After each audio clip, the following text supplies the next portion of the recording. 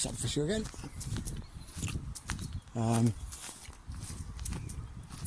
This will be a sort of Brexit video, not really a Brexit video, sort of a Brexit video. It's more about, it's more Prime Minister based, or rather Prime Minister husband based.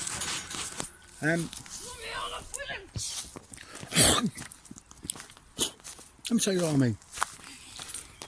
You can't stop me, Dad. Well, I'm not trying to. Let's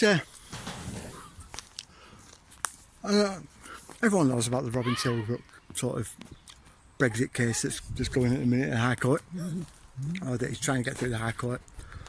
It basically states that legally we left the EU March 29th, 11 PM March 29th, 2019. He's right, of course. It is legal, it is right. Even Remainer lawyers are loath to admit it. But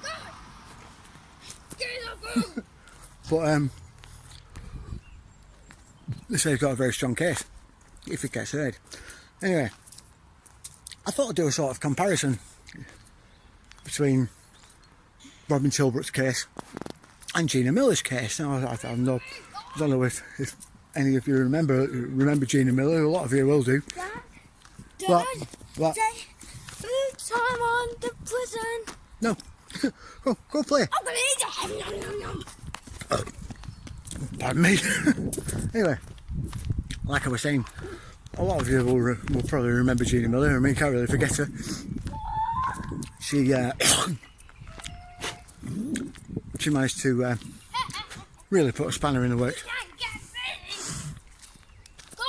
But I don't care. Go on. But it was whilst I was looking a little more into those two, into Gina Miller and her husband, I started finding a few things out. Now, I think I mentioned last time that I came across a news story about Gina Miller and her husband. You see, it's a little known fact that the media portrayed her as the doting housewife, dutiful housewife, you know, just in case anything went wrong with the whole Brexit thing. You know, and she was just doing what her husband, you know, just doing her husband a favour and blah, blah, blah, blah, blah. And she really thought she was doing good for the country and what have you. And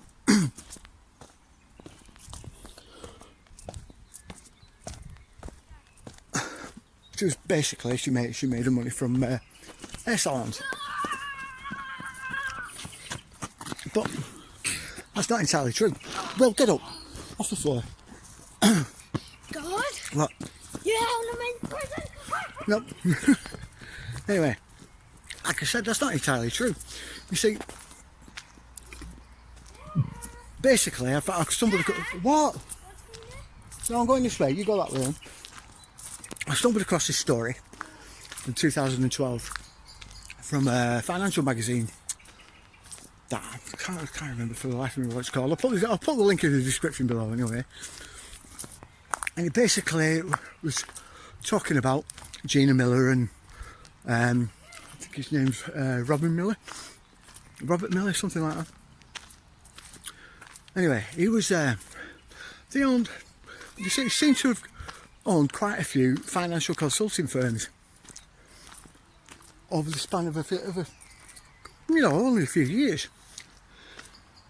and they're actually looking into some shady practices of theirs, shall we say. Something just wasn't fitting right with those two. Anyway, as the story went down, it mentioned you know, some of the clients, you know, that were maybe well known, and one of them was Phillip May. I thought, Phillip May, who's that like? You know what I mean? It couldn't surely be anything to do with Theresa, could he? Anyway, lo and behold, gets a bit further down and boom, there she is. Yeah. She was Home Secretary at the time, and it actually states that he was he's the husband of the Home Secretary, Theresa May. Now, to say that put up a little bit of a flag that was sort of more akin to a tinge of rouge is an understatement. But it made me think, oh, right, okay, well, yeah, I mean, he didn't say much more about him. So I thought, I'll have a look, you know what I mean? I mean, it's dodgy. It's dodgy enough that the Mays are involved with the Millers in the first place. What do you say? Yeah. I mean, these are the people. Yeah, that's awesome. Yeah, wow. Yeah, well, you're not taking it home. It took about 19 home stuff like rocks. I don't know what the deal is. Anyway, it's going through that stage. But like I was saying, it's a bit iffy when you've got the Prime Minister of the country involved with a woman who basically took Article 50, or what was to go in Article 50, away from the people, which is basically what she did, and she gave it to Parliament. Now that wasn't a very nice thing to do, was it, Gina? And you should have told people about your involvement with the Prime Minister, really, shouldn't you? Yeah. Anyway, gets better. Now, Doomsday, you're going now. when I started looking into Phillip May, I was having a bit of trouble. See, there's not a lot of information on him. Too little information on him, if you catch my drift. And it took some digging, and then a little bit more digging, and then a little bit more digging, and then a little bit more digging, before I suddenly stumbled across, pardon me again, sorry, before I suddenly stumbled across, lo and behold, a Wikipedia page. Now this has happened to me before. When I was looking into the treaties, and I was trying to find out stuff about the Amsterdam and the Nice treaties, it was a Wikipedia page that I ended up stumbling across. It was full of information. The only thing is, these pages are so well hidden, it's unbelievable. I mean, they're about as well hidden as Salman Rushdie when he's hiding from a fatwa, they really are. Anyway. So yeah, I stumbled across this page, right? I start reading his bio. Seems fair enough, you know what I mean? He's at Oxford, you know, university, blah blah blah blah blah. Economies, you know, economics, finance. Until we get to 2008. Now, for quite some time, up until 2008, Phillip May was actually the chairman of the Investment Advisory Committee for Deutsche Bank. What's Deutsche Bank? Anyone? Hands up? Hands up, anyone who knows? Yeah. That's right, yeah. Deutsche Bank's the German central bank. It's basically the National Bank of Germany. Now, he was involved with, if you think about his title, his job title, chairman of the Investment Advisory Committee. Dad, Well, shush. it's the end of the war. Oh, is it the end of the war? Good for you. Right? He's chairman of the Investment Advisory Committee. It's fairly innocuous, you know what I mean? If I didn't have a little bit more information, like already beforehand, I wouldn't have thought anything about it. But 2008. What happened in 2008? What major event happened in 2008? Anyone? Hands up? Anyone? Well done, you're at the back. That's right. The global financial crisis. I'm in Right? your side. What else happened 2008? Now this one's a little bit harder. Right? Let's see if any of you can get this one. What else happened in 2008 that was widely unreported I can't. and is very well hidden? Daddy, What will? I'm in your side. Oh, well, I'm alright. I can walk myself, mister. Yeah? Right. So what else happened 2008? Anyone? Hands up. Come on. Yeah. I know what to tell you. Alright. This is it. In 2008, when the global financial crisis hit, a little known fact came to light concerning Deutsche Bank. It was the first time that the mortgage crisis that they've been involved in for the past 10 or so years, well, over 10 years now, actually first came to light and then was covered up. As soon as it started seeing the cold light of day, bump, it was immediately covered up, swept under the carpet, and Phillip May stepped down. Now, some of you are probably sat there going, mortgage crisis, what are you on about, mortgage crisis? Well, Wales, give up. This is where it gets really interesting, right? Now, when I'm talking about mortgages, if I'm Deutsche Bank, and you're talking about mortgages when you're you, we're not talking about the same thing, right? When you're talking about mortgages, when you're you, you're thinking house, you're thinking mansion, at the most a mansion, a couple of million, yeah? A few million maybe, right? That's not what Deutsche Bank is thinking about and talking about when they're talking about mortgages. You see, most people don't think that mortgages are anything too sort of bothersome or too unethical when a bank's concerned. You see, mortgages and banks, they go hand in hand normally, right? Mortgages and central banks shouldn't, because this is the national interest of, this is a national economical interest basically, right? This prints their money. This it's not meant to make money in a way, right? Even though it does. They do vast amounts of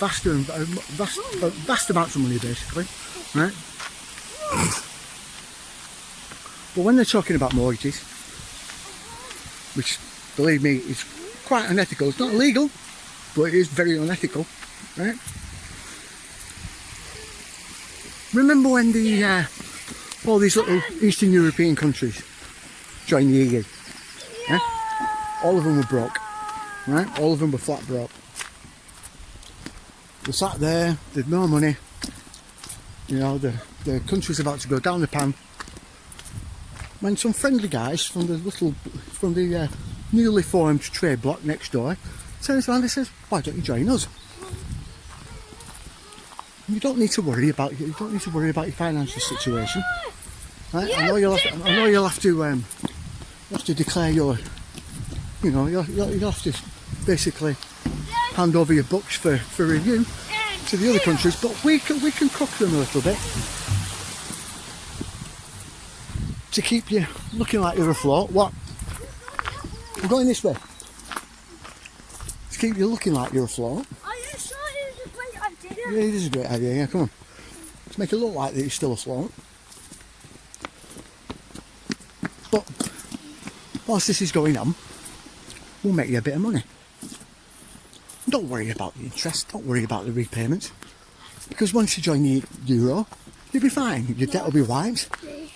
And we'll just add maybe a little more in tax to your country. Seems fair enough, you know what I mean? He's helping you out. They make it sound like you're doing them a favour in a way. We'll come back to you soon-ish. We'll give you a few ideas on how to make a bit of money. Yeah? So you're the president, El Presidente, dictator, whatever, of this little Eastern European country, and you think, I'm all in, you know what I mean? You're desperate, right? You don't mind joining this trade bloc, it's a trade bloc, yeah? Can't be anything more, can't be anything too ominous, yeah? Little do they know, it's the EU you're messing with, right? Now, a few weeks later, down the line, we got a phone call. Right, we've got one of our central banks, one of our more powerful central banks, is willing to lend you X amount of euros. It's a bad idea. Well, we're nearly there, right? X amount of euros on, say, a few a few mortgages, if you will. You use your infrastructure, say like your train stations, your TV stations, your power plants, even the land that your railway tracks on. Are on. Yeah, look. The motorways. Yeah, wow, it's brilliant. Yeah, keep going. Right. All that land. If you mortgage it off, you know what I mean. It'll start generating money for your country. Your country will pick up. Well, Dad, we're stuck. No, we're not. Keep going. Your books will match up to the amount of money that you're getting in, and job's a good one. Perfect. Except, right? Dad. I'm bored. I'm bored. No, I know, yeah. Once I'm bored, Dad. I'm bored. once these mortgages are made, and once they join the euro, and their debt is supposedly wiped, the EU owns everything that they mortgaged. Right? This is how they catch them out. Right? So we're not nearly there. Right? But the euro has to kick in first.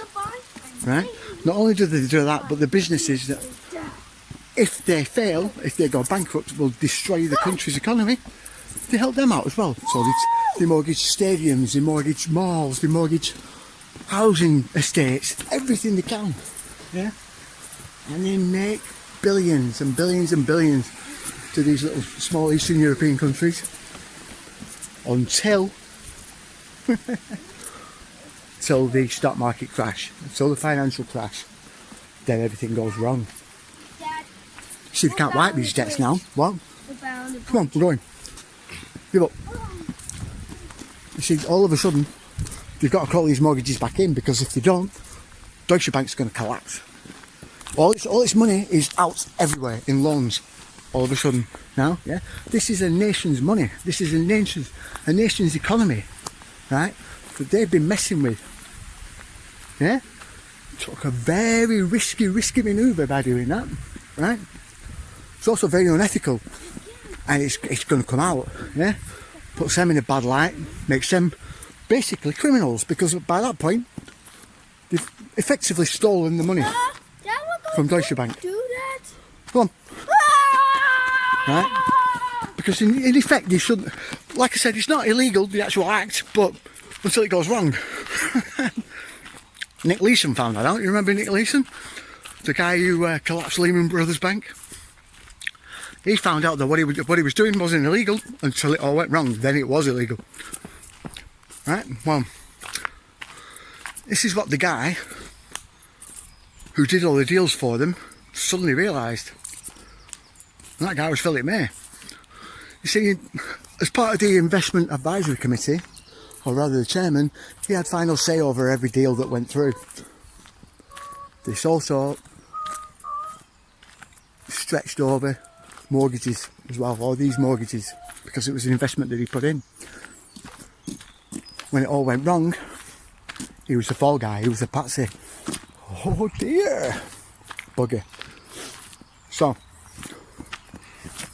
whilst everything's going wrong and they're desperately trying to cover everything up, they first of all get Phillip May to quit, step down, let's figure out what to do with him, then come up with a plan. It's his fault. Because it's his fault, we'll get Britain to front the money, Daddy. to put enough of their taxpayers' money, enough of their economy. What?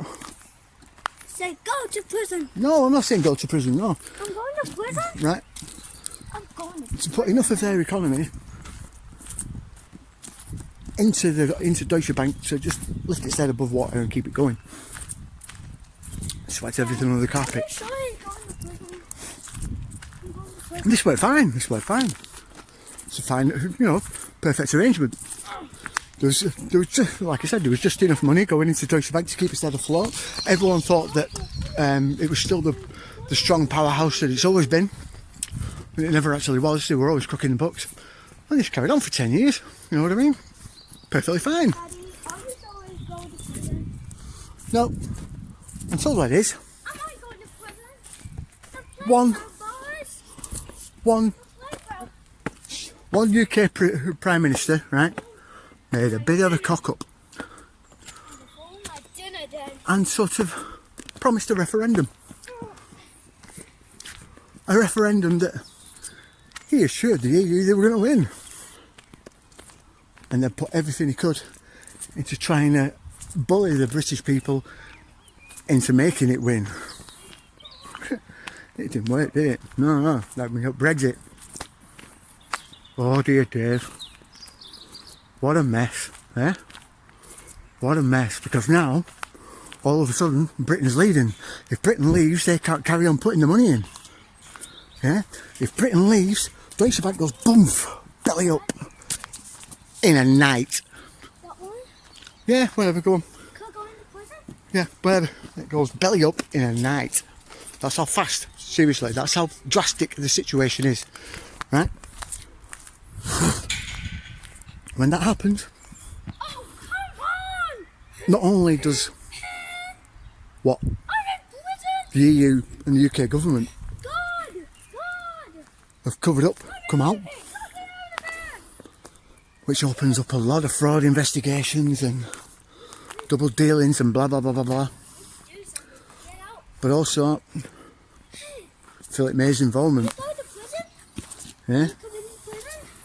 Are you coming to prison? No, I'm not coming in there. No, you go and play. Now, this is where it gets really interesting. You see, it must have seemed like the EU's Christmases had all come at once when there were chaos in the Brexit camp, like I said before, and they ended up with Theresa May in office as PM because they looked at her and they remembered Phil, and all of a sudden they knew they had a puppet on a string. Everything they wanted her to do, she would do to the letter. Why? Get out of prison. I don't know, you tell me, tunnel. The key. Go. Yeah, grab the key. Poof. Yeah, but she would follow everything they did, everything they asked to the letter. Why? Because they were blackmailing her. Her husband, because it all went wrong, suddenly became a major criminal. Looking at a lot of jail time. Because like I said, he did a Nick Leeson, but on a massive scale. I'm safe. Way! Brilliant! On a massive scale. So, what did this mean? Well, every time Theresa May didn't toe the line, they pulled the noose tight around Phillip May's neck. Can't reach it. This made him do Yeah, the key. several bizarre things. We're going on now anyway. Let me out. Several bizarre things. Whining like a little girl. Yeah? The key is locked. Forcing her to You did it, keep Dad. pushing the deal that has already lost in Parliament 3 times already. Yeah? He's pushing her to take it again. Every single Brexit MP, every single MP, every single civil servant, every single cabinet minister that has Are left we going to prison? her government. What? No, we're going up here. We're safe. That has left her government in disgust. Dad, that's me. Every single one of them has said that they were concerned over Phillip May's influence over Theresa May. What influence? Every time they made headway with the Brexit negotiations, he put something in to scupper it. So it went the way that he needed it to go. Now, does that not smell a bit fishy?